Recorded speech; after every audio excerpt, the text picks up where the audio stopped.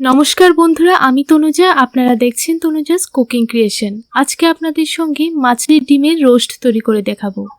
একদম অন্যরকম ভাবে এই রেসিপিটি তৈরি করে দেখাবো। পুরো রেসিপিটি শেষ পর্যন্ত দেখুন। আর রেসিপিটি ভালো লাগলে চ্যানেলটিকে সাবস্ক্রাইব করে আমার পাশে থাকবেন।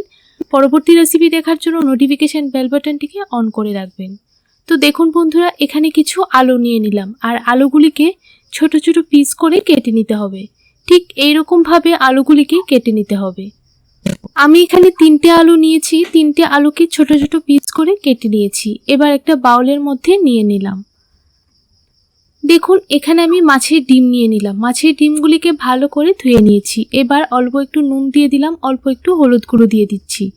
ভালো করে এবার হাতের সাহায্যে মেখে নিতে হবে। দেখুন এইরকম ভাবে ভালো করে মেখে নিয়েছি। এবার একটা সাইড করে রেখে দেব। এবার একটা চুলার মধ্যে কড়াই বসিয়ে দিলাম।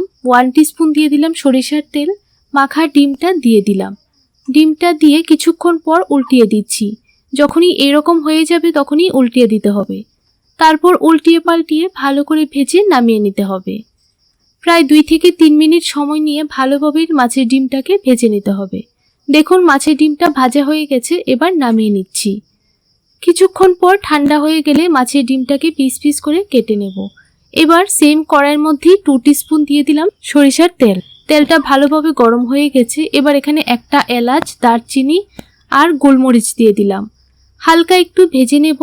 তারপর দিয়ে দেব কেটে রাখা আলুগুলি দিয়ে ভালোভাবে নাড়াচাড়া করে একটু সময় মিশিয়ে নিতে হবে। এখন স্বাদ অনুযায়ী দিয়ে দিতে হবে নুন। নুনটা অবশ্যই আপনাদের টেস্ট বুঝে দিয়ে দেবেন। এবার 1/2 টিস্পুন দিয়ে দিচ্ছি হলুদ গুঁড়োটা দিয়ে ভালোভাবে নাড়াচাড়া করে আলুর সঙ্গে মিশিয়ে নিতে হবে। প্রায় 2 থেকে 3 মিনিট সময় নিয়ে আলুগুলিকে কষিয়ে নিতে হবে। আর ফ্লেমটাকে অবশ্যই লোতে রাখতে হবে। এখন 2 থেকে 3 মিনিটের জন্য ঢাকা দিয়ে দিলাম। তাহলে কিন্তু আলুগুলি ভালোভাবে সেদ্ধ হয়ে যাবে। দেখুন ডিমটাকে আমি ছোট ছোট পিস করে কেটে নিয়েছি। যেই রকম ভাবে আলুটা কাটবেন ঠিক সেই রকম ভাবেই ডিমটাকে কেটে নিতে হবে। দেখুন আলুগুলি কিন্তু ভালোভাবে সেদ্ধ হয়ে গেছে। এবার এখানে 2 টিস্পুন দিয়ে দিলাম পেঁয়াজ এবং আদা বাটা। ভালোভাবে আলুর সঙ্গে একটু সময় কষিয়ে নিতে হবে। এখানে আমি 1/2 টিস্পুন দিয়ে দিচ্ছি লঙ্কা গুঁড়ো। ঝালটা অবশ্যই আপনাদের টেস্ট বুঝে দিয়ে দেবেন। এবার অল্প একটু দিয়ে দিলাম চিনি। চিনিটা অপশনাল, আপনাদের পছন্দ না হলে স্কিপ করে নিতে পারেন। আবারও কিছুক্ষণ সময় নাড়াচাড়া করে কষিয়ে নিচ্ছি। প্রায় 1 মিনিটের মতো ভালোভাবে কষিয়ে নিয়েছি। এবার এখানে 1 কাপের মতো গরম জল দিয়ে দিলাম। জলটা দিয়ে ভালোভাবে নাড়াচাড়া করে মিশিয়ে নিচ্ছি।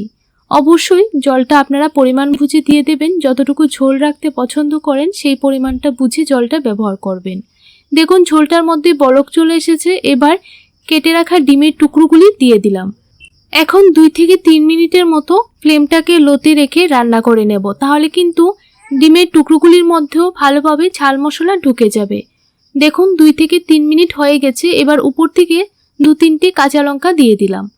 একটা প্লেটের মধ্যে এবার সার্ভ করে নেব। বন্ধুরা রেসিপিটি কেমন লাগলো অবশ্যই কমেন্ট করে জানাবেন। ভালো লাগলে ভিডিওটিতে একটা লাইক করতে ভুলবেন না। তাহলে আজকের জন্য এতটুকুই। দেখা হচ্ছে নতুন আরেকটি রেসিপি নিয়ে।